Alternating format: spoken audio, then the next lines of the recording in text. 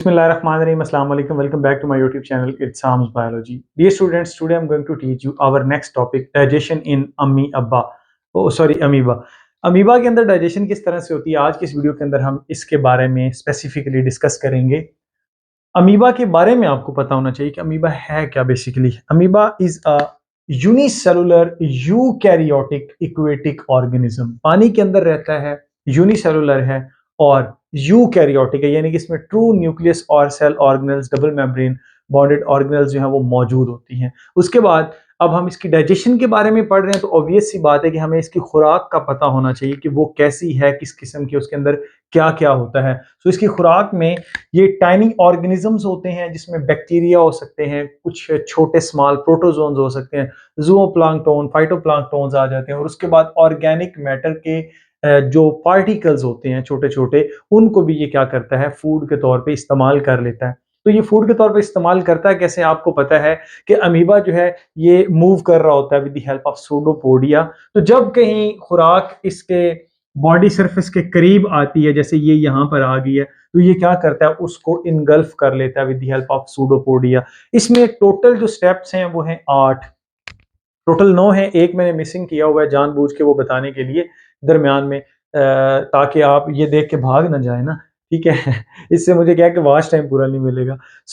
हमने नेक्स्ट जो बात करनी है वो ये है कि कौन कौन से स्टेप्स हैं जिसमें जो है वो इसका ये पूरा प्रोसेस इनगल्फमेंट से लेकर, यानी कि बैक्टीरिया वगैरह को जब ये इनगल्फ करेगा, ऑर्गेनिक मैटर को, अपनी खुराक को इनगल्फ करेगा, तो उसके बाद उसके साथ ये करता क्या है, वहां से लेकर इंजेशन से लेकर ईजेशन तक कौन कौन से प्रोसेसेस होते हैं। वो सबसे पहले आपको याद करना पड़ेगा आरएफ रील, ठीक है। आरएफ भाई की रील देखने जा रहे हैं हम। इन्हीं के ऊपर ये जो पूरे का पूरा टॉपिक है ना, ये रिवॉल्व करेगा। सबसे पहले इंजेशन, जैसे ही इसके जो मेम्ब्रेन है उस यानी कि सरफेस के ऊपर कोई भी लगेगा कि फूड पार्टिकल है, कोई बैक्टीरिया है, पैरामीशियम है, कोई और ऑर्गेनिज्म, जब छोटा ऑर्गेनिज्म, टाइनी ऑर्गेनिज्म इसके पास आएगा, तो ये क्या करता है, फौरी तौर पर उसको अपने सूडोपोडिया को बढ़ा के, आप देख रहे हैं कि ये सूडोपोडिया इसके बड़े हैं, यहाँ पर सूडोपोडिया को बढ़ा के उसको अपने अंदर इंट्रैप कर लेगा और फूड वैक्यूल के तौर पर उसको अपनी बॉडी के अंदर, यानी कि अपने सेल, चूंकि ये यूनिसेलुलर है तो इंट्रा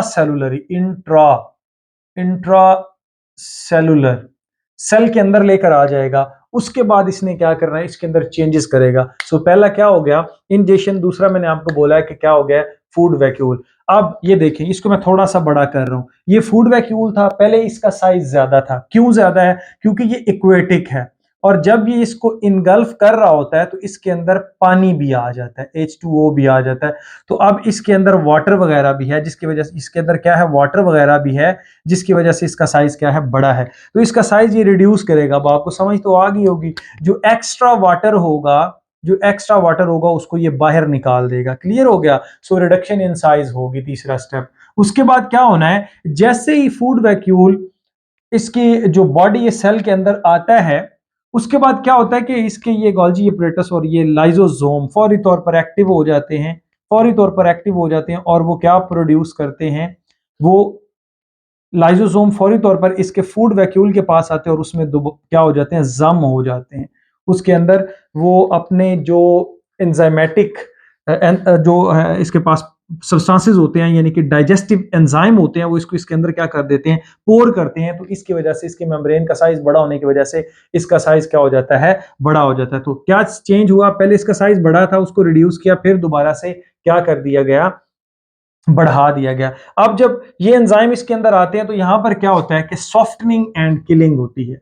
सॉफ्टनिंग किया जाएगा, उसको किल किया जाएगा पहले, फिर उसको सॉफ्ट किया जाएगा, क्योंकि डाइजेशन करनी है। क्योंकि जो लाइजोसोम होते हैं, इसके पास आपको पता है डाइजेस्टिव एंजाइम होते हैं और एसिडिक होते हैं। तो पहले जो पीएच होती है वो कितनी होती है, 5.6 पीएच होती है, तो एसिडिक मीडियम है। उसके बाद स्लाइटली अल्कलाइन कर लिया जाता है for the sake of digestion and for the sake of absorption. Digestion और एब्जॉर्प्शन के लिए उसको क्या कर लिया जाता है, अल्कलाइन कर लिया जाता है, जो कि पीएच आती है आपके पास 7.3। उसके बाद क्या होता है, लाइसोसोमल डाइजेशन तो हो गई। उसके बाद नेक्स्ट हमारे पास क्या होना है, इसके अंदर डाइजेशन कंप्लीट होगी तो इससे कुछ ना कैनाल्स रेडिएट होती हैं, रेडियल कैनाल्स, ऐसे ऐसे बाहर की तरफ जो है ना छोटी छोटी कैनाल्स बनती हैं ताकि एब्जॉर्प्शन मैक्सिमम करवाई जा सके। तो इस पोजीशन पर क्या होता है कि जितना भी काम का मटेरियल होता है या जो भी इसके अंदर मौजूद था उसको वो डिफ्यूजेबल होता है, इससे निकल करके इधर आ जाता है, इसके साइटोप्लाज्म के अंदर आ जाता है। सो रेडियल कैनाल फॉर्मेशन की वजह से क्या हुआ है, एब्जॉर्प्शन हो चुकी है, इससे सारा निकल कर इसके साइटोप्लाज्म में आ चुका है, ये एब्जॉर्प्शन आपकी डन होगी। नेक्स्ट सिमुलेशन, इसमें से जो काम की चीजें होंगी वो अपनी बॉडी के लिए अपने लिए इस्तेमाल कर लेगा, और जो काम की चीजें नहीं होगी उसको इजेस्ट कर देगा, जैसा कि ये रेड वाली मैंने करके दिखाई हुई है।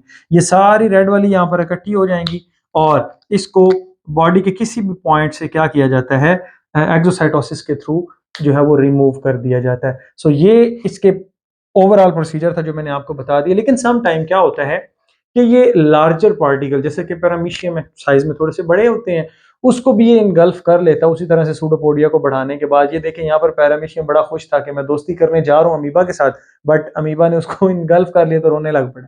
ठीक है, तो इसके बाद फिर वही सारे का सारा प्रोसीजर स्टार्ट होना, क्योंकि ये भी एक फूड वैक्यूल है और आपने लाइसोसोम के अंदर पढ़ रखा है कि जैसे ही फूड वैक्यूल सेल के अंदर आता है तो फौरी तौर पर लाइसोसोम जाते हैं और उसके साथ भिड़ जाते हैं, जम हो जाते हैं उसमें, उसके अंदर अपने एंजाइम को जो है वो पोर कर देते हैं, और ये एंजाइम बड़े सख्त किस्म के होते हैं। ये पैरामीशियम को नानी याद दिला देंगे मेरे ख्याल में। सो ये था all about digestion in amoeba. So I hope आपको ये वीडियो अच्छी लगी होगी। Stay connected, thank you and Allah Hafiz.